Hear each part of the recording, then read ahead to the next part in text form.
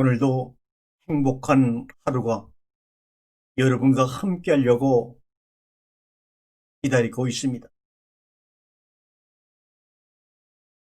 또한 예수 그리스도가 여러분의 삶 속에서 그리스도의 내용을 여러분의 삶의 몸을 통해서 드러내고자 하는 갈망하는 마음이 여러분 속에 존재하고 있을 것입니다.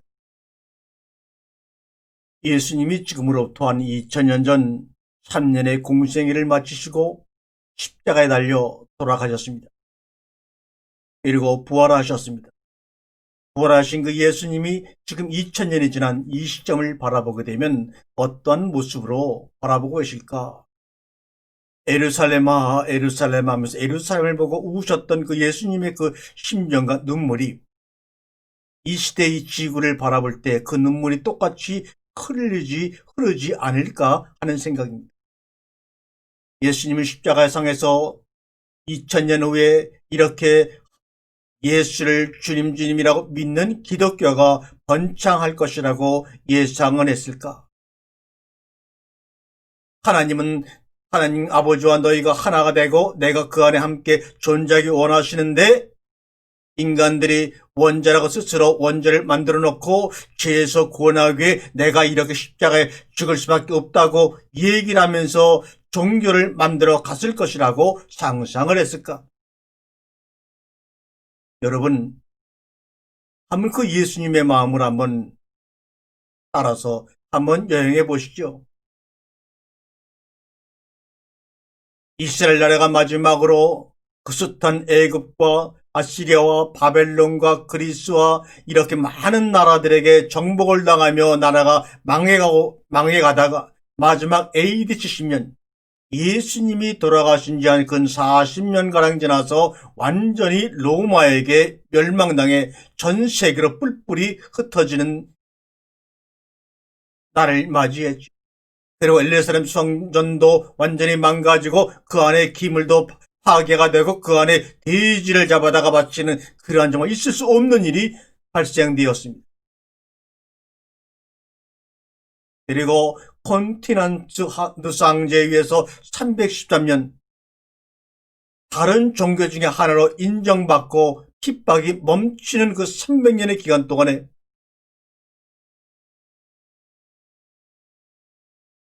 예수가 십자가에 죽어 부활하시고 그로 인해 그리스도가 되시어 우리에게 기름 부어주시고 우리도 기름 부음 받은 자가 되었다고는 그리스도라는 이 얘기를 300년간 마음속에 감추고 서로 암호로 표시하면서 동굴에서 예배를 드릴 수밖에 없지 않았습니까? 우리가 바울과 바나바가 예배를 드렸다는 안디옥 교회도 바로 우리와 같이 어떤 개척교회나 웅장한 교회 건물이 아니라 동굴교회였습니다. 허리를 바짝 숙이고 들어가지 않으면 들어갈 수 없는 그 구멍을 통해 들어가서 성도들이 모여 335에 모여 예배를 드렸던 것이 바로 안디옥 교회요. 그 당시 주변에 많은 교회였습니다. 그런데 313년에 밀라노 칙령에 의해서 기독교도 핍박을 받지 않는 그 당시 수많은 종교 중에 하나로 인정을 받은 것이 바로 밀라노 칙령입니다. 그로부터 81년 정도가 지난 후에 AD 392년에 데오도시우스 황제에 의해서 기독교가 로마의 국교로 인정을 받게 됩니다. 그래서 로마 내에서는 기독교 외에는 어떤 것도 종교로 인정받지 못하고 하나님 외에는 어떤 신도 섬길 수 없는 그러한 환경으로 분위기가 조성이 되었습니다. 그래서 그때로부터 AD 1400년 르네상스 시대가 나타날 때까지의 1000년 동안의 기간을 바로 우리가 말하는 중세기라고 말합니다. 이 중세기의 1000년 동안의 특징은 무엇인가? 사도신경에 근거한 교회의 권력입니다. 이때는 철학은 신학의 노비라고들 했습니다. 다시 말하면 왕권의 비호 아래서 교회의 권력이 말씀을 인도하고 해석해내던 시절이 바로 중세기 1000년간입니다. 철학은 신학의 노비였다 이렇게 얘기를 하지만 저는 가만히 들여다보면 철학이 신학의 노비라고들 말하지만 저는 그렇게 생각 안 합니다. 철학이 신학의 노비가 아니라 철학이 그 당시에 신학을 조종했다고 봅니다. 철학이 그 당시에 신학을 만들어 갔다고 하는 것이 맞지요. 왜요? 성경을 제대로 읽지 않고 볼 수 없었던 그 1000년 동안에 성경을 보지 않고 어떻게 하나님의 말씀을 신학을 교리를 만들어낼 수가 있었겠습니까? 그래서 그 당시에 사람들의 마음을 잡고 있던 철학이라는 것을 빌려와서 교회의 권력을 유지하는 길은 세상의 논리로 신의 논리를 포장하는 길밖에 없었겠지요. 그래야 민정을 설득하고 다스릴 수가 있고 왕권에 복종하고 교회의 권력에 순종할 수가 있기 때문이죠. 그 당시 사제들이나 일반 사람들은 사제들은 어느 정도 성경을 읽을 수 있는 라틴어 성경을 소유하고 있었지만 그 당시 모든 민정들은 성경을 읽을 수도 없었고 성경을 소유하고 있지도 않았습니다. 그런 1000년 동안의 기간 동안 만들어진 모든 교리와 교부들의 신학이 오늘날 우리 교회에서 말하는 신학으로 아직도 변하지 않고 자리 잡고 있다는 사실은 얼마나 놀라운 사실입니까? 좋은 놀람이 아니라 정말로 잘못된 논리고 잘못된 놀람입니다. 그 당시 신학을 정당하기 위해 또한 사상가 자체가 대부분이 성직자였습니다. 라틴어를 읽고 있는 성직자였습니다.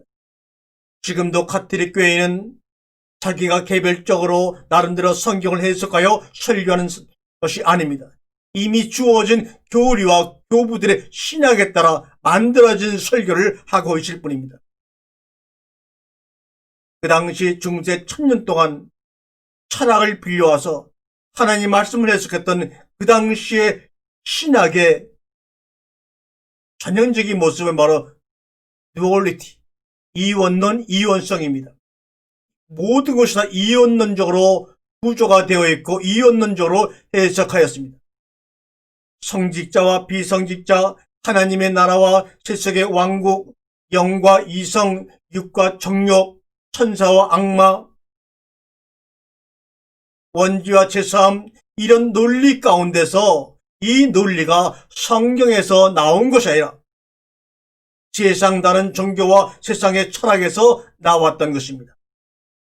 여기에 근거해서 1000년 동안 만들어진 것이 바로 카톨릭의 교리요.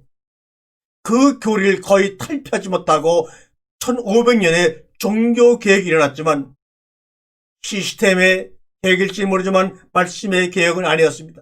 그대로 아거스틴의 교리, 아퀴나스의 교리, 그들의 신학을 그대로 인정한 종교개혁이었을 뿐입니다. 그러나 우리 아시아의 동양인들은 이원론이라는 말을 알지도 못하고 둘로 나눈 세상을 체험한 적이 없는 민족들입니다. 음과 영이 하나요, 천지인 하늘과 땅과 사람이 하나라는 이론론의 사상에서 살아온 사람들이 바로 우리 한국을 비롯한 동양인들이고 특별히 우리나라는 더욱 그렇습니다. 그런 이론론의 사상 속에 살아온 한국인들이 아무 논쟁 없이 아무 분별 없이 이원론의 사상 속에서 만들어진 신약의 교리를 그대로 하나님의 말씀인 양 받아들여서 그것을 근거로 하여 자신의 생각도 없이 무조건 성경을 읽어가고 해석해 되는 이 땅의 기독교의 100년이 바로 오늘날 우리의 모습이요 기독교의 모습이 아닙니까? 잘못되어 있다는 것이죠. 그것은 처음 기초가 첫 단추가 잘못 끼워져 있기 때문에 이 나라 이 성도들의 눈물과 땀과 기도가 아무리 왕성했지만 결과는 잘못되이 나타날 수밖에 없었던 것입니다.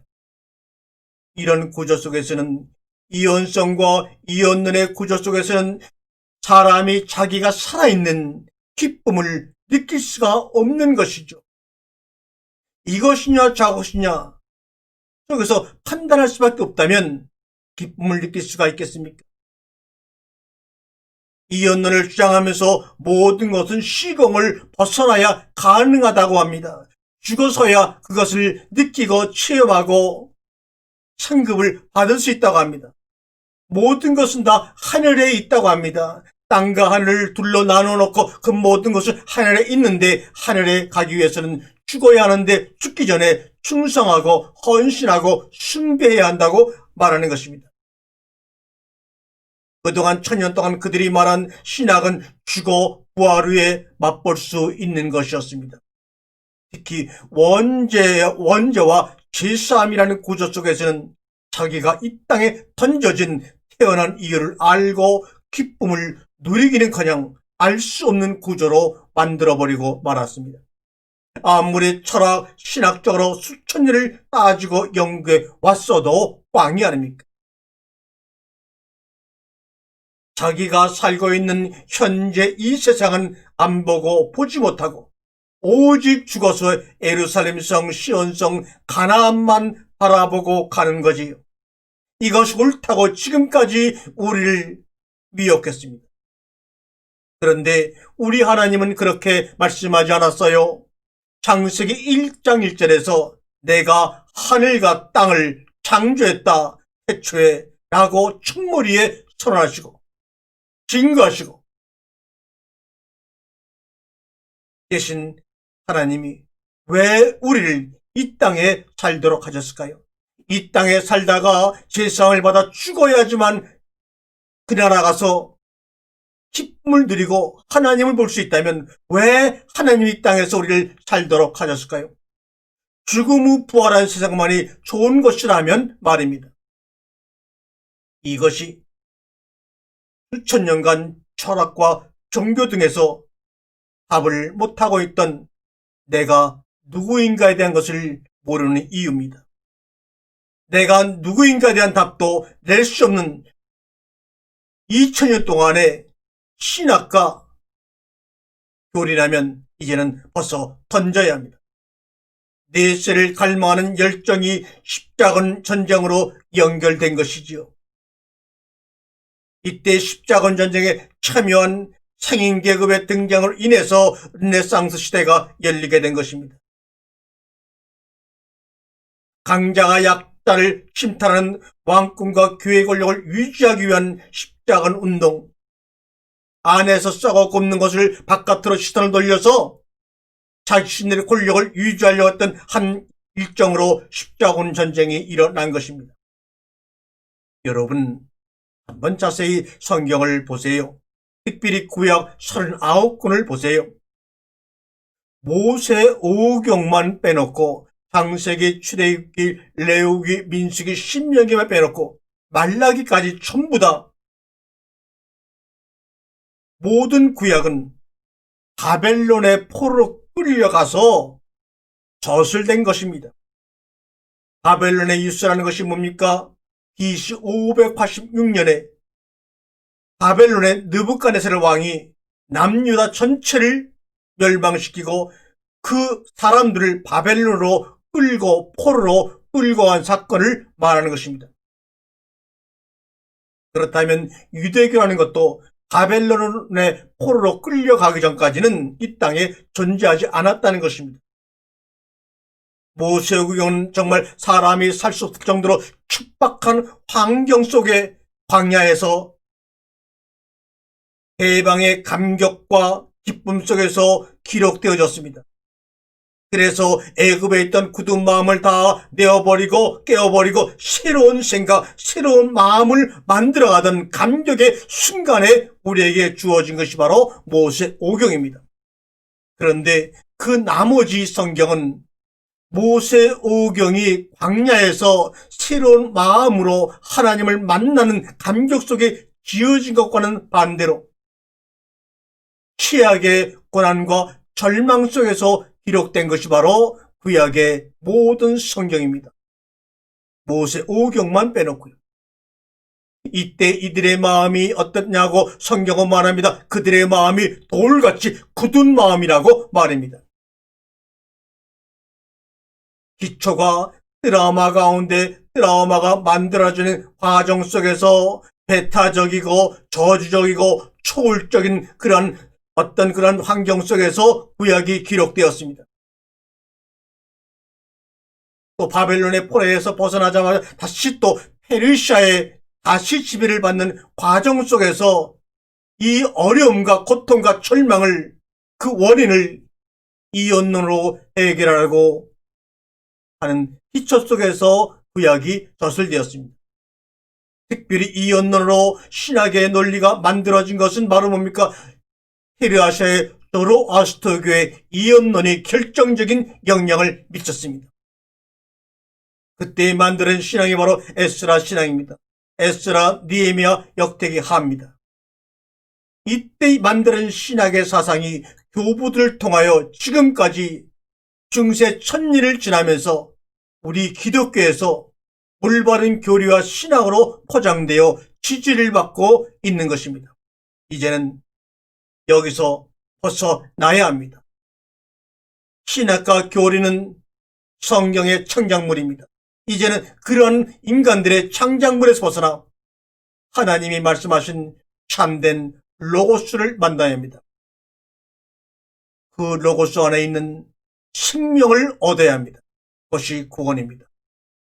오늘도 그것을 위해서 첫째 날 빛이 있으라 말씀하시는 그 빛이 우리의 마음 가운데 천갈래 만갈래로 찢어서 비추어 주심을 경험하시는 복된 하루가 되시기를 주님의 이름으로 축원을 드립니다. 아멘.